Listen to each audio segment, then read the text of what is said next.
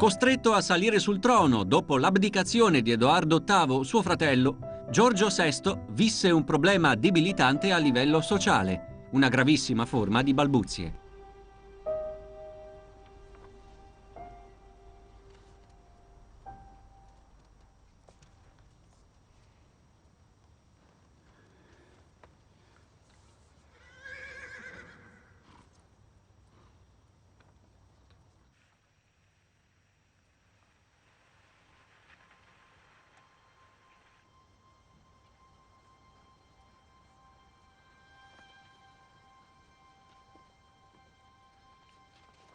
Ha ricevuto?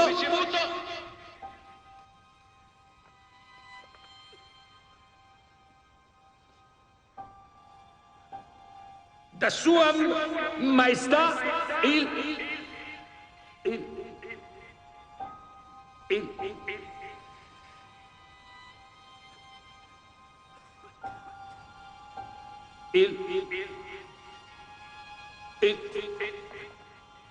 I think that his shyness combined with his stammer were interpreted as weak-mindedness or even stupidity, which, as history proved, are extremely wildly unfair judgments.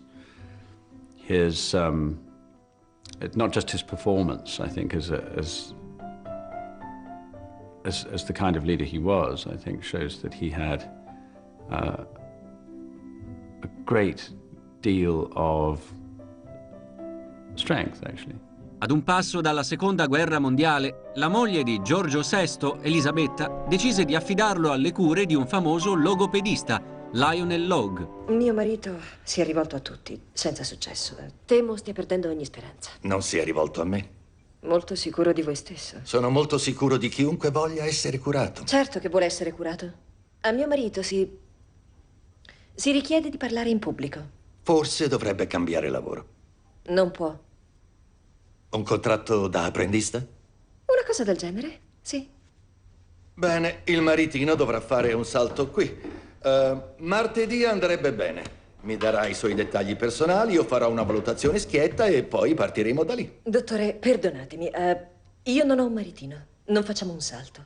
E non vogliamo mai parlare della nostra vita privata. No, voi dovete venire da noi. I think the relationship between Bertie and Lionel is fueled by the unlikeliness of them happening to meet. And that in some ways the film looks at both families that these men belong to. And there is a kind of more open, easier feel to the Australian lower middle class family as opposed to the pressures that Bertie feels within his family, because he's got, you know, close to 1,000 years of British royal heritage and pressure behind him. I think the premise alone is pretty compelling. I mean, the idea of this unlikely relationship between a man who lives in this very lonely and rarefied existence and a man he's very unlikely to meet under any other circumstances.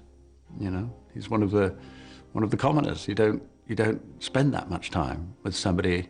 You know, if you're the king or the Duke of York, it's unlikely that you spend that much intimate time with somebody who is not of your class.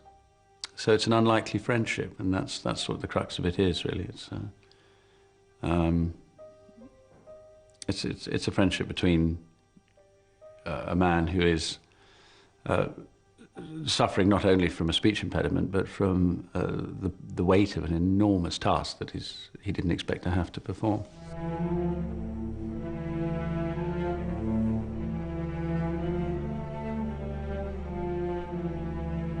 Il Discorso del Re rappresenta la consacrazione come attore di Colin Firth, in una complessa parte da affrontare sia per l'importanza del personaggio sia per l'effettiva recitazione. His father, I think, was the first king ever to have, certainly the first king of England ever to have performed a live radio broadcast. This is something that had just come in. Every other king in history didn't have to worry about live radio. And every other future monarch is going to have the protection of edited and recorded footage, material, you know, the tape.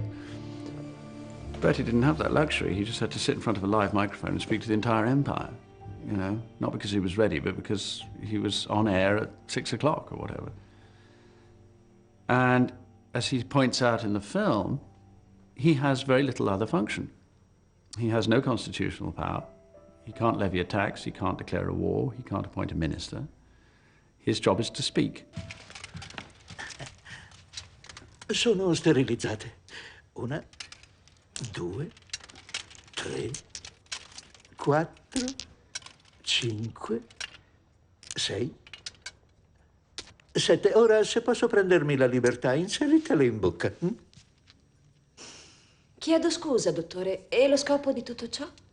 È l'approccio classico, accurato Demostene. È stato nell'antica Grecia. Ha più funzionato?